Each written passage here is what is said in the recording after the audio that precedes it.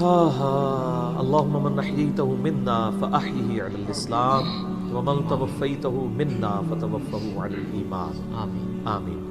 کل نفس ذائقۃ الموت، یہ قرآن حکیم میں کئی دفعہ یہ آیت ریپیٹ ہوئی ہے کہ ہر جان کو موت کا مزہ چکھنا ہے، اور یہ بات بالکل طے ہے کہ ہر شخص کی موت کی جگہ، ٹائم، سیکنڈز تک اللہ تعالیٰ نے ڈیفائن کر دی ہے اس کی تقدیر میں، وہ آگے پیچھے نہیں ہو سکتی، نیور، ناٹ ایٹ آل۔ اور یہ جو بخاری مسلم میں آیا نا کہ جو شخص چاہتا ہے کہ اس کی عمر دراز کر دی جائے، اس کے رزق میں فراوانی ہو، وہ اپنے رشتہ داروں کے ساتھ حسن سلوک کرے، تو یہ بھی تقدیر میں لکھا ہوا ہوگا کہ اس کی عمر ہے 60 سال، لیکن یہ اپنے رشتہ داروں کے ساتھ حسن سلوک کرے گا، اللہ تعالیٰ اس کی عمر 70 سال کر دے گا، وہ بھی لکھا ہوگا، وہ 70 ہی ڈیفائن ہوئی ہے، وہ 60 کا 70 بننے کے بعد جو 70 ہے وہ اللہ تعالیٰ نے لکھا ہوا ہے، ٹھیک ہو گیا جی؟ تو یہ اللہ تعالیٰ کے یعنی فیصلے ہیں، قرآن حکیم بالکل واضح ہے۔ سورہ آل عمران میں آتا ہے کہ جب غزوہ احد کے موقع کے اوپر منافقین نے کہا نا کہ ہم نے اپنے بھائیوں کو منع کیا تھا کہ احد کے میدان میں نہ جاؤ ورنہ قتل ہو جاؤ گے، تو اللہ تعالیٰ نے فرمایا اگر ان کی موت کا وقت آ چکا ہوتا یہ خود کھنچے چلے جاتے اپنی مقتل گاہوں کی طرف، یہ اپنے آپ کو روک بھی نہ پاتے۔ پھر سورہ نساء میں آیا کہ تم اپنے آپ کو مضبوط قلعوں میں بھی بند کر لو نا، موت تمہیں وہاں پہ بھی آ کے جائے گی، وہ موت کو آپ ٹال نہیں سکتے، ایک لمحہ نہ آگے ہوگی نہ پیچھے۔ سورہ لقمان کے بالکل اینڈ میں آتا ہے نا کہ 5 علوم اللہ تعالیٰ کے ساتھ خاص ہیں، ان میں ایک ہے کہ کوئی جان نہیں جانتی کہ اس کو کس زمین میں موت آئے گی، ہاں اللہ تعالیٰ وحی کے ذریعے بتا دے، جیسے مسلم شریف میں حدیث ہے نبی صلی اللہ علیہ وآلہ وسلم نے غزوہ بدر سے ایک دن پہلے زمین پہ لکیریں کھینچ دی تھی بدر کے میدان میں، یہاں کل ابو جہل کی لاش ہوگی، یہاں عتبہ کی ہوگی، یہاں امیہ ابن خلف کی ہوگی۔ سر اب آپ عمر سیریز دیکھیں نا، وہاں آپ کو لاشیں پڑی ہوئی نظر بھی آئیں، ٹھیک ہو گیا جی؟ تو یہ آپ صلی اللہ علیہ وآلہ وسلم نے پہلے ڈیفائن کر دی تھی ساری چیزیں، تو یہ اللہ تعالیٰ نے آپ کو وحی کے ذریعے بتایا تھا، اللہ تعالیٰ بتا سکتا ہے اپنے پیغمبر کو، تو واقعی موت کا وقت مقرر ہے، وہ ٹل نہیں سکتا۔ لیکن اس پہ یہ بھی سوال ہوتا ہے کہ اگر کوئی شخص کسی کو قتل کر دے تو پھر اس کا کیا قصور ہے؟ وہ اللہ تعالیٰ کا ایک قانون ہے، اس نے مرنا تو تھا، اس میں کوئی شک نہیں ہے، لیکن دنیا میں اللہ تعالیٰ نے رولز اور ریگولیشن کے ساتھ دنیا کو جوڑا ہوا ہے۔ سورۃ البقرہ میں آیا کہ قصاص میں انسانیت کی زندگی ہے، سورۃ المائدہ میں آیا جس نے ایک جان کو ناحق قتل کیا اس نے پوری انسانیت کو قتل کیا، اور جس نے ایک شخص کی جان بچائی پوری انسانیت کی جان بچائی۔ لہٰذا یہ جو کوئی کسی کو قتل کرے گا تو قرآن میں ہے قصاص کے اندر انسانیت کی زندگی ہے۔ انسانیت 2 چیزوں پہ چل رہی ہے، احترام جان اور احترام مال۔ اگر یہ 2 چیزیں نکل جائیں تو معاشرہ نہیں چل سکتا۔ گوروں کا معاشرہ ہم سے بہتر کیوں ہے؟ بغیر ریلیجن کے بھی احترام جان احترام مال ہے، جسٹس ہے، انصاف ہے، عدالتیں آزاد ہیں، جہاں پہ احترام جان بھی احترام مال بھی ہے۔ سالوں تک وہ ثبوت ڈھونڈتے رہتے ہیں، اس کے بعد بندے کو پکڑتے ہیں، یا بندے پکڑ کے غائب ہو کے مر مرا جاتے ہیں، ان کے رشتہ دار عدالتوں کے چکر کاٹتے رہتے ہیں کہ جی ہمارا بچہ اٹھایا گیا، نہ عدالتوں کو پتہ ہوتا ہے نہ اور کسی کو پتہ ہوتا ہے۔ تو یہ چیزیں تو پھر ظاہر ہے کہ ایک ریونج کریٹ کریں گی نا۔ ہم اس لیے کہتے ہیں عدالتوں کو آزاد ہونا چاہیے، عدالت سے اوپر کوئی نہیں ہونا چاہیے، عدالتیں آزاد ہوں گی باقی سارا سسٹم بہتر ہو جائے گا، ٹھیک ہو گیا؟ تو یہ یعنی اللہ تعالیٰ نے وقت مقرر کر دیا ہے، وہ آگے پیچھے نہیں ہوگا۔ اور آپ دیکھتے ہیں کتنے لوگ موت کے منہ سے واپس آ جاتے ہیں۔ حضرت خالد بن ولید رضی اللہ تعالیٰ 100 سے زیادہ مار کے لڑے انہوں نے، اور جب موت کا وقت قریب آیا وہ کہتے ہیں میرے جسم کا کوئی ایک حصہ بھی ایسا نہیں جہاں پہ کسی نیزے یا تلوار کا نشان موجود نہ ہو۔ یہ عمر سیریز میں انہوں نے ان کی موت کا وقت فلمایا ہے، ابو دردہ ان کے پاس بیٹھے ہوئے ہیں اور وہ کہتے ہیں دیکھ لو اگر موت میدان جنگ میں آنی ہوتی نا ابو دردہ تو میرے جسم کا ایک حصہ بھی ایسا نہیں جہاں پہ کوئی زخم نہ ہو، اور میں ایک بوڑھے اونٹ کی طرح بستر مرگ پہ مر رہا ہوں۔ میدان جنگ میں نہیں شہادت ملی، شہادت اتنی آسانی سے نہیں مل جاتی انسان کو، وہ اللہ تعالیٰ جس کے لیے ڈیفائن کرے گا۔ باقی یہ کہ اللہ تعالیٰ نے ان کو ایک فضیلت دی کہ وہ اللہ کی تلوار تھے، ظاہر تلوار تو ٹوٹ نہیں سکتی تھی، تو جو لوگ اللہ کے لیے زندگی گزارے وہ عام حالت میں بھی مرے اللہ تعالیٰ ان کو شہادت کا رتبہ عطا فرما دیتا ہے۔ میدان جنگ میں جانے سے موت نہیں آتی، کتنے لوگ موت کے منہ سے واپس آتے ہیں، اور سر ایئر کریش میں لوگ بچ گئے ہوئے ہیں، اور تو اور چھوڑ دیں جہاں پہ کوئی انسان امیجن نہیں کر سکتا، کئی بم پھٹتے ہیں، بندے مر جاتے ہیں، کسی عورت نے بچہ اٹھایا ہوا ہے، بچہ سیدھا سلامت مل جاتا ہے وہاں سے، یہ اللہ کے فیصلے ہیں کس کے لیے کیا زندگی رکھی ہے. وہ اسی لیے کہا جاتا ہے نا کہ مارنے والے سے جو بچانے والا جو ہے نا وہ بڑا ہے. یعنی وہ ویسے تو مارنے والا بھی اللہ ہی ہوتا ہے، لیکن وہ اس حوالے سے کہا جاتا ہے کہ دنیا میں اگر کوئی سمجھتا ہے نا کسی شخص کو مار سکتا ہے تو، اور اگر اللہ نے اس کی موت نہیں لکھی ہوئی تو نہیں ہے. موت انسان کی زندگی کی حفاظت کرتی ہے سر. میری سب سے بڑی محافظ میری موت ہے. اگر میری موت لکھی ہوئی ہے نا 2050 کے اندر، پوری دنیا مل کے بھی مجھے 2049 میں بھی نہیں مار سکتی. آج 2018 میں تو تصور بھی نہیں. اور اگر میری زندگی لکھی ہوئی ہے 2018 میں ختم ہونی، چاہے وہ ایئر کریش کے اندر ہو، چاہے وہ ہارٹ فیٹ کے ذریعے ہو، چاہے وہ گردوں کے فیلئر کے ذریعے ہو، چاہے برین ہیمریج کے ذریعے ہو، کسی بھی ذریعے سے ہو، تو کوئی اسے بڑھا نہیں سکتا. دیکھ لینا آپ پچھلے دنوں کتنا بڑا ایک واقعہ ہوا ہے. یعنی ہمارے پاکستان میں 3 ٹائمز جو پرائم منسٹر رہے ہیں نواز شریف صاحب، ان کی بیوی 1 سال سے زیادہ وینٹیلیٹر کے اوپر رہی ہے. ان کے پاس پیسے کی کوئی کمی تھی؟ علاج کرانے کا کوئی ایشو تھا؟ سب کچھ کروایا ہے، بچا سکے؟ نہیں. غریب آدمی تو کہتا ہے پیسے ہوتے تھے شاید بچ ہی جاتا. سر جن کے پاس پیسے ہیں وہ بچا کے بتاتے ہیں. موت کا وقت لکھا ہوا ہے سر، کوئی نہیں ٹال سکتا. صرف پیغمبر کے بارے میں بخاری مسلم میں آتا ہے، عائشہ کہتی ہیں کہ نبی صلی اللہ علیہ وآلہ وسلم فرمایا تھا کہ اللہ تعالیٰ انسان جو پیغمبر ہوتا ہے نا اس کے اوپر یہ آپشن رکھتا ہے کہ وہ چاہے تو ہمیشہ کے لیے زندہ رہے، چاہے اسے موت آ جائے. پیغمبر کے علاوہ کسی اور کے لیے یہ فضیلت نہیں ہے. اور کہتی ہیں کہ بخاری مسلم دونوں میں نے وفات النبی پہ مسئلہ 163 بھی ریکارڈ کروایا، اس میں میں نے بتایا تھا کہ عائشہ کہتی ہیں نبی صلی اللہ علیہ وآلہ وسلم اپنے موت کے وقت بار بار اوپر سر مبارک یعنی اٹھاتے تھے اور کہتے تھے اللہم الرفیق الاعلیٰ. تو کہتی ہیں میں نے جان لیا کہ حضور اپنی صحت مند زمانے میں کہا کرتے تھے کہ موت کے وقت نبی کے اوپر پیش کیا جاتا ہے، چاہے تو وہ دنیا میں رہے چاہے اسے موت آ جائے. تو مجھے لگتا ہے کہ نبی علیہ السلام پہ اس وقت آفر وہ پیش کی جا رہی ہے اور آپ کہہ رہے ہیں اللہ مجھے رفیق الاعلیٰ کے ساتھ ملا لے. تو میں نے کہا مجھے اب پتہ چل گیا کہ آپ صلی اللہ علیہ وسلم کو یعنی وفات ہو جائے گی آپ کی. یہ نبی کے لیے خاص ہے اور کسی کو کوئی آپشن نہیں ملتا. وہ بخاری مسلم میں موجود ہے نا حدیث، حضرت موسیٰ علیہ السلام کے پاس حضرت اسرائیل علیہ السلام. اسرائیل کا لفظ تو یعنی تفسیر تبری میں اور یہودیوں کے ہاں ملتا ہے، یہ بین اہل سنت کے ہاں بھی رناؤنڈ ہے. اصل میں لفظ ہے ملک الموت. دونوں لفظ ٹھیک ہے. ملک الموت علیہ السلام حضرت موسیٰ علیہ السلام کے پاس گئے، انہوں نے آگے سے تھپڑ مار دیا، ان کی آنکھ نکل گئی، انسانی شکل میں آئے تھے. تو وہ اللہ تعالیٰ کے پاس شکایت لے کے گئے کہ تو مجھے اس شخص کے پاس بھیج رہا ہے کہ جو مرنا نہیں چاہتا.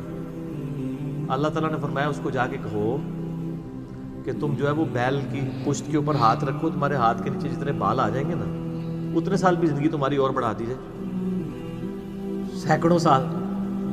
تو حضرت موسیٰ نے کہا اس کے بعد ان کا اس کے بعد موت. کل نفس ذائقۃ الموت، موت تو سب کو آنی ہے، ایک ہی ہے جسے موت نہیں آنی. یا حی یا قیوم برحمتک استغیث، اے خود سے زندہ اور ہر چیز کو تھامنے والے، باقی وہ سب کو موت آنی ہے. تو انہوں نے کہا پھر بعد میں آنی ہے تو ابھی کیوں نہیں؟ موت نہیں کوئی ٹال سکتا سر، ورنہ پیغمبروں کے لیے ٹل جاتی. وہ پیغمبروں کو جو آفر بھی لگائی گئی ہے وہ یہ نہیں ہے کہ ہمیشہ زندہ رہیں گے، نہیں، قیامت تک. قیامت میں تو سب کو موت آ ہی جانی ہے، ٹھیک ہے نا. اور پھر ایک وہ وقت بھی ہوگا جب اللہ تعالیٰ پوچھے گا لمن الملک اليوم، تو کوئی جواب دینے والا نہیں ہوگا، سب کو موت آ چکی ہوگی. سارے فرشتے، جنات، انسان، مخلوقات، اللہ خود ہی جواب دے گا للہ الواحد القہار. سورہ المومن میں آتا ہے آج کے دن اس واحد قہار کی حکومت ہے. پھر اللہ تعالیٰ پوچھے گا کہاں ہے آج وہ جابر حکمران، بڑے بڑے بادشاہ کدھر ہیں؟ تو اللہ کے لیے کوئی مسئلہ ہے کسی کو یعنی پلک جھپکنے میں مسل دینا؟ تو موت اللہ تعالیٰ نے ڈیفائن کی. اور موت کیا، آپ کو جو تکلیفیں پہنچتی ہیں سر وہ بھی ڈیفائنڈ ہے. قرآن میں وَلَنَبْلُوَنَّكُمْ بِشَيْءٍ مِّنَ الْخَوْفِ وَالْجُوعِ وَالنَّقْصِ مِّنَ الْأَمْوَالِ وَالْأَنفُسِ وَالثَّمَرَاتِ. ہم ضرور تمہیں آزمائیں گے تھوڑے سے خوف سے، بھوک سے، جان اور مال میں نقصان سے. پھر چیک کریں گے کون ہے صبر کرنے والا. اور جو صبر کرنے والا ہے اذا اصابتهم مصیبت قالوا انا للہ وانا الیہ راجعون.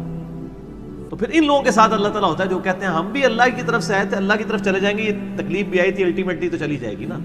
ان اللہ مع الصابرین، اللہ تعالیٰ صبر کرنے والوں کے ساتھ ہے.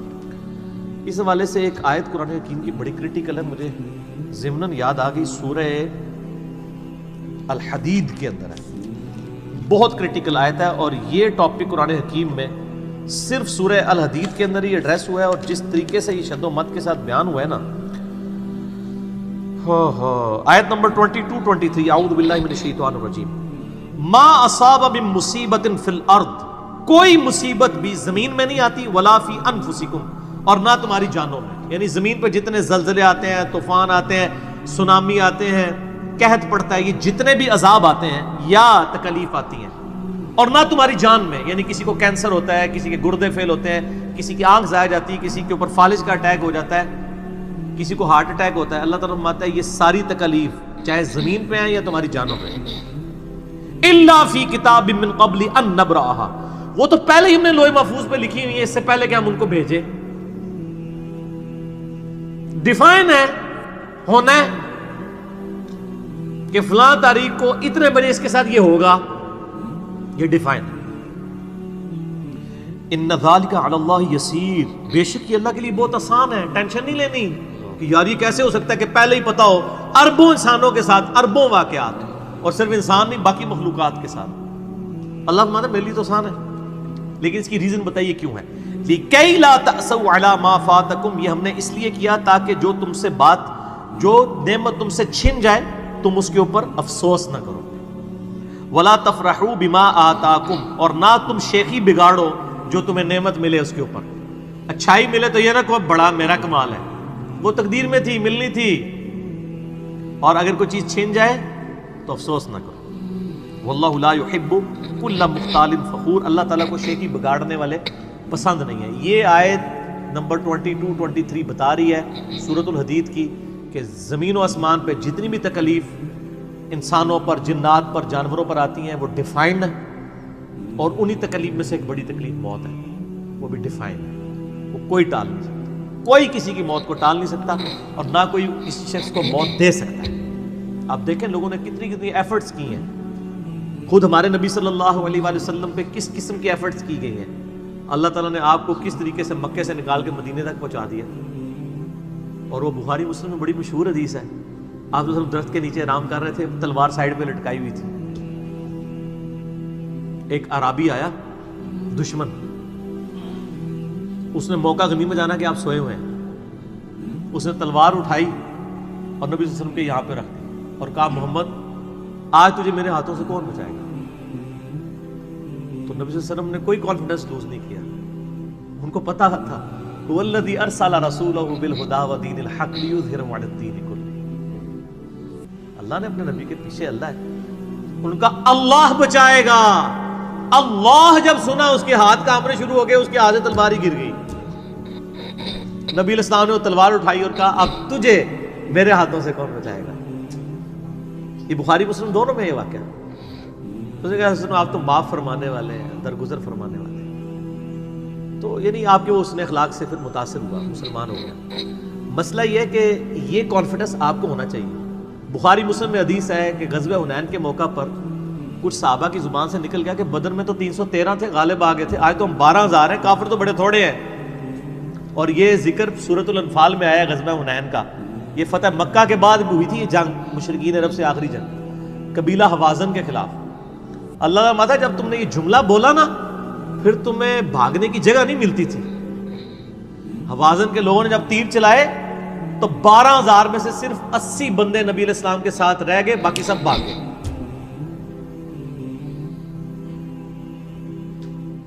اور صحابہ کہتے ہیں، بخاری مسلم کے الفاظ ہیں، میں نے حضور کی معجزات والا جو لیکچر دیا ہے مسئلہ 131 اس میں بتایا کہ نبی علیہ السلام اکیلے آگے جا رہے ہیں، انا النبی لا کذب انا ابن عبد المطلب، میں نبی ہوں اس میں کوئی شک نہیں ہے، اور میں عبد المطلب کا بیٹا ہوں۔ یہ رڈز پڑھتے ہوئے آپ صلی اللہ علیہ وسلم اکیلے آگے جا رہے ہیں، اور آپ صلی اللہ علیہ وسلم نے زمین سے یوں مٹھی بھری کنکریوں کی اور یوں کافروں کی طرف، اور فرمایا چہرے مسخ ہو جائیں، آنکھیں اندھی ہو جائیں، اور سب کی ہو گئی، مسلمانوں کو فتح ہو گئی، اور اسی کا ذکر ہے وما رمیت اذ رمیت ولکن اللہ رمی، اے نبی جو آپ نے کنکریاں پھینکی تھی وہ آپ نے نہیں پھینکی تھی، وہ اللہ نے پھینکی تھی، یعنی اللہ کا پیچھے ڈیوائن ڈیسیژن تھا۔ تو کافروں کے خلاف فتح ہو گئی مسلم، یعنی نبی علیہ السلام کا کانفیڈنس لیول یہ تھا کہ اکیلے جا رہے ہیں، یہ نہیں دیکھ رہے کہ ہزاروں لوگ میرا ساتھ چھوڑ گئے ہیں، اکیلے فرنٹ سے لیڈ کر رہے ہیں. تو جن لوگوں کو یعنی اللہ پر یقین ہوتا ہے نا، ان کی یہی حالت ہوتی ہے، اور یہی صحابہ کرام کا یعنی یقین کامل تھا. اس لیے آپ دیکھیں نا، آپ عمر سیریز میں دیکھیں گے حضرت خالد بن ولید جنگ یمامہ میں جب مسلمانوں کو شکست ہونے لگتی ہے اکیلے آگے جاتے ہیں. جنگ یرموک میں بھی ایسے ہی کرتے ہیں. تو جن کو اعتماد ہوتا ہے نا وہ پھر فرنٹ سے لیڈ کرتے ہیں. موت ٹال نہیں سکتی. موت کیا، تکلیف بھی جو آپ کو پہنچنی ہے، اور سر اسی کے ساتھ آپ زندگی گزار سکتے ہیں. اس کے بغیر آپ زندگی نہیں گزار سکتے، کڑ کڑ کے مر جائیں گے. آپ کس چیز کو کیٹر فار کر سکتے ہیں؟ ہم یقین کریں صبح اسکول بچوں کو بھیجتے ہیں تو دعائیں پڑھتے رہتے ہیں. کیا ہو سکتا ہے؟ ایکسیڈنٹ ہو سکتا ہے، وہاں پہ بچہ جھولے سے گر سکتا ہے، کسی کی ہڈی ٹوٹ سکتی ہے، کان پٹی پہ لگ جائے ڈیتھ ہو سکتی ہے. یار اتنی چیزوں کو کون کاؤنٹر فار کر سکتا ہے؟ اللہ. تو اللہ پہ توکل کریں، اور جب تکلیف آ جائے انا للہ و انا الیہ راجعون. صحیح مسلم میں حدیث ہے، نبی صلی اللہ علیہ وآلہ وسلم نے فرمایا جو شخص تکلیف کے وقت فوراً پڑھ لے انا للہ و انا الیہ راجعون اللہم اجرنی فی مصیبتی واخلف لی خیرا منہا، اللہ تعالیٰ اس کو اس کا بہتر نعم البدل عطا فرما دے گا. میرے یوٹیوب پہ کلپ بھی ہے اس دعا کے اوپر، مصیبت اور پریشانی کے حوالے سے یعنی بہتری کے لیے دعا، یہ کر کے لکھیں تو آپ کو کھل جائے گا. یہ آپ کو مشکات میں کتاب الجنائز چیپٹر میں پہلی جلد میں دعا مل جائے گی صحیح مسلم کے حوالے سے. ام سلمہ کہتی ہیں کہ جب میرا خامن فوت ہوا تو میں نے یہ فوراً دعا پڑھ لی، انا للہ و انا الیہ راجعون، ہم بھی اللہ کی طرف سے ہیں، اس کی طرف لوٹ کے جانے والے ہیں. اللہم اجرنی فی مصیبتی، اے اللہ مجھے اس مصیبت میں بہتر اجر عطا فرما، واخلف لی خیرا منہا، اور مجھے اس سے بہتر بدلہ عطا فرما. کہتی میں دل میں سوچ رہی تھی کہ اس سے بہتر مجھے خامد کیسے مل سکتا ہے؟ ابو سلمہ سے بہتر تو انسان حضور کے صحابہ میں بھی کوئی نہیں ہے.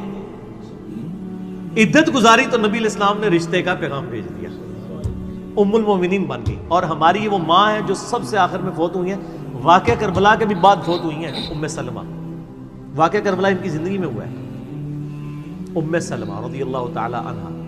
تو یہ دعا یاد کریں، انا للہ و انا الیہ راجعون. اتنا حصہ تو قرآن میں ہے، باقی صحیح مسلم میں اللہم اجرنی، اللہم اجرنی، یہ جھٹکے سے پڑھنا ہے. اللہم اجرنی فی مصیبتی واخلف لی خیرا منہا. تو باقی ہم تو دعائیں کر سکتے ہیں، باقی صبح شام کے اذکار ہیں، اللہ کی طرف رجوع لائیں، وہ اتنی چیزوں کی حفاظت کرنے والا ہے. باقی سب سے بڑی تو حفاظت یہ ہے جو سورہ غافر میں، سورہ المومن میں آیا کہ اصل میں کامیاب وہ ہوا جو دوزخ کی آگ سے بچا لیا گیا. سر دنیا میں آپ کو کوئی کتنا عذاب دے لے گا، الٹیمیٹلی تو موت آ کے آپ کو آزاد کر دے گی. جب فرعون کے دربار میں وہ جو جادوگروں نے کلمہ پڑھ لیا تھا تو اس نے کہا تم نے میری اجازت کے بغیر پڑھ لیا، میں تمہیں تمہارے مخالف سمت کے ہاتھ پاؤں کٹوا کے تمہیں سولی پہ چڑھا دوں گا. تو انہوں نے کیا کہا تھا؟ انہوں نے کہا تو جو کچھ دے گا دنیا کی زندگی میں عذاب دے سکتا ہے نا، کوئی شخص کسی کے مرنے کے بعد تو اسے عذاب نہیں دے سکتا نا. وہ لاش تو وہ لاش ہی پڑی ہے نا، اصل چیز تو روح تھی نا. تو تیرا اختیار تو دنیا کی زندگی تک ہے. تو یہ کانفیڈنس لیول ہونا چاہیے کہ کوئی کسی شخص کو کتنی تکلیف دے لے گا، موت تو پھر بہرحال تکلیف سے آزادی کا ذریعہ بن جائے گی. اگر پھر اللہ کی مرضی کی زندگی گزاری ہے تو آزادی کا ذریعہ ہے، ورنہ اب تو کہتے ہیں کہ مر جائیں گے، مر کے بھی نہ چین پائے تو کدھر جائیں گے. تو سر یہ لوگ تو کہہ دیتے ہیں نا مر گئی تو جان چھٹی، نہ، مرنے تو بعد جان پھڑی گئی. چھٹی اس کی جس نے دنیا اللہ کی مرضی کی گزاری، جس نے دنیا اپنی مرضی کی گزاری تو اس کی جان تو پھر مرنے کے بعد اور پھنس گئی. ٹھیک ہو گیا جی. تو موت کا وقت مقرر ہے، کوئی نہیں ٹال سکتا.